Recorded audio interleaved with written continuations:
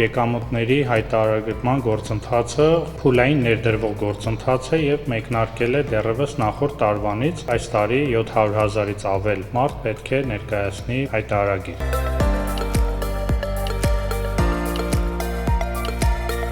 Հայտարարագիր ներկայացնելու պարտավորությունն է 2024 թվականին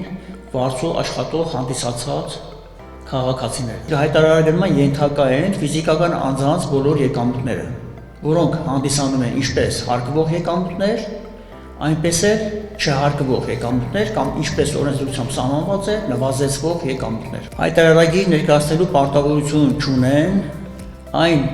անձինք, որոնց տվյալները համարվում են սահմանափակ օգտագործման ենթակա տվյալներ։ Աշխատում են ուժային կառույցներում հիմնականում, դրանք են Պաշտպանության նախարարություն, Ներքին գործերի նախարարություն, Ազգային անվտանգության ծառայություն, Փրկարար ծառայություն, դատական ակտերի հարկադիր կատարման ծառայություն, որոնց տվյալները համարվում են գաղտնի։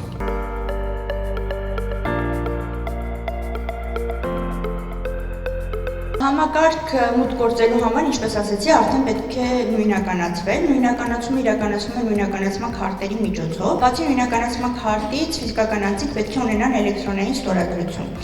Գոյություն ունի էլեկտրոնային ստորագրության երկու տեսակ՝ նույնականացման քարտի միջոցով եւ բջջային էլեկտրոնային ստորագրություն։ Համակարգը բաղկացած է մի քանի բաժիններից։ Առաջին բաժինը դա անձնական էջն է, որտեղ երևում է ֆիզիկական անձի տվյալները, ազնագրային տվյալներ, հանրային ծառայությունների համարանիշ,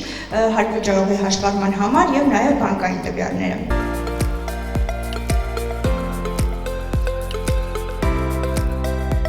Նաեւ սահմանվել է վերադարձման ենթակա մի այսպիսի ծախս դասագրքերի վարձակալության ծախսերը, որոնք վերաբերում են միջնակարգ դպրոցներում դասագրքերի վարձակալական վճարների, վարձակալության վճարներին եւ վերաբերում են 5-րդից մինչեւ 12-րդ դասարաններում սովորող աշակերտների։ Վճարված լինելու պահանջ չի պահանջում, նաև հաշվարկային փաստաթղթի պահանջ եւս ներկայացված չէ։ Դրա փոխարեն ուրեմն կրթության նախարարությունը պետական եկամուտների կոմիտեին պետք է տրամադրի տվյալ ուրեմն աշակերտների եւ ծնողների ցանկը պարզապես, որը պետական եկամուտների կոմիտեն ներառել է իր տեղեկատվական համակարգ եւ հայտարարագիր ներկայացնող անձի մասով այդ ծախսերը ավտոմատ կարտացոլվեն հայտարարագրի մեջ։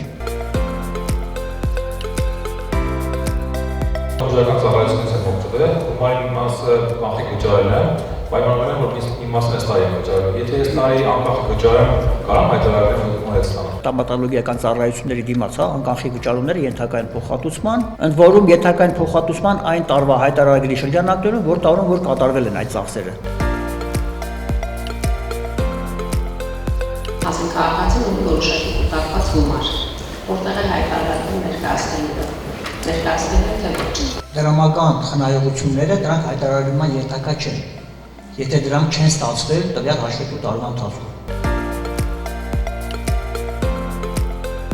Ներկայացվում են նաև օրինակ անհատույց ձեզ տրված գումարները, այդ բոլոր փոխանցումները, նվիրատվությունները ու դրանք չհարկվող են, այսինքն այս բաժինը լրացնելիս որևիցե հարկային պարտավորություն չի առաջանում։